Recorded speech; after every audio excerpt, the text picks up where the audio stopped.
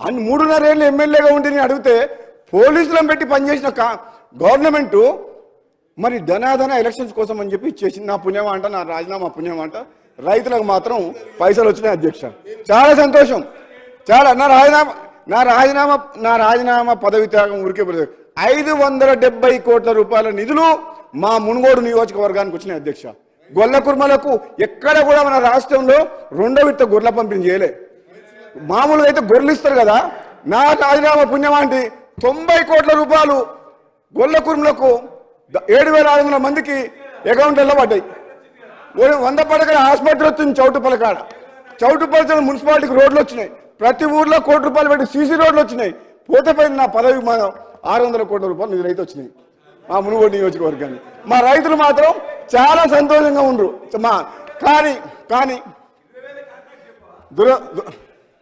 ఇక నువ్వు ఇగో కాంట్రాక్ట్ కోసం పోయినోన్నైతే మళ్ళీ మీ పని పడుతుంది మళ్ళీ కాంగ్రెస్లోకి ఎట్లా వచ్చినా? ఇప్పుడు అటు పోయినోన్నైతే మళ్ళీ మేము పని పడుతుంది కాంగ్రెస్లోకి ఎట్లా వస్తా? ఏదైతేనే అధ్యక్ష, ఏదేమైనా చాలా అధ్యక్ష ఏదేమైనా తెలంగాణ ఇచ్చిన కాంగ్రెస్ పార్టీ, నాది కాంగ్రెస్ పార్టీ రక్తం, కాంగ్రెస్ కుటుంబం. ఈరోజు నేను మళ్ళీ కాంగ్రెస్లోకి వచ్చినందుకు సంతోషంగా ఉంది. అందులో నేను వచ్చిన తర్వాత మళ్ళీ మా పార్టీ అధికారంలోకి వచ్చింది కాబట్టి ఇంకా సంతోషంగా ఉంది. ఆగమైన తెలంగాణ మా చేతుల్లోకి వచ్చింది కాబట్టి ఇప్పుడు నమ్మకం కూడా కుదిరింది.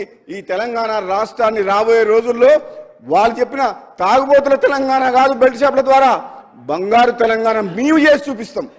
మేము 100% చేసి రైతులకు, నిరుద్యోగులకు, ప్రతి ఒక్కరికి మేము తప్పకుండా వాళ్ళ ఆశయాలు, వాళ్ళ కోరికలు, వాళ్ళు ఎన్నో కలలు కంటున్నారు కాబట్టి మీరు పూర్తి చేయని కలల్ని మేము చేసి చూపిస్తామని చెప్పి సందర్భంగా తెలియజేస్తూ మీ ద్వారా మన ఉత్తమ్ కుమార్ రెడ్డి గారికి రిప్రజెంటేషన్ సార్ మీరు ఒకసారి అనౌన్స్ చేయమని చెప్తున్నాను. ఎందుకంటే లక్షల కోట్లు ఖర్చు పెట్టిండు తెలంగాణలో.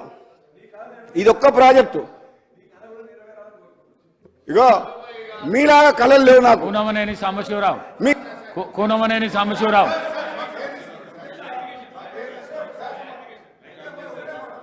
లాస్ట్ అధ్యక్ష ఒకటే లాస్ట్ మాట చెప్తా.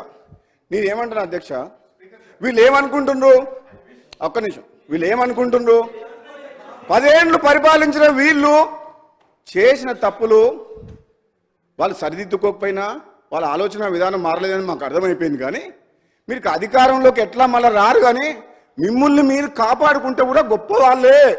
మీరు చేసిన తప్పులతోటి చట్టం తన పని తను చేసుకుంటూ పోతుంది.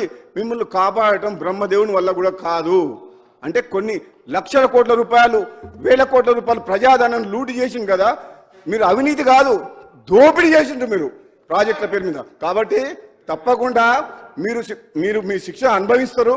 మీరు కొంచెం టైం తొందర పెట్టకండి. మీరు ఇంకా టైం ఉంది, ఇప్పుడే వచ్చినాం గవర్నమెంట్లో కాబట్టి మాకు సహకరించండి. మేము చెప్తే వినండి.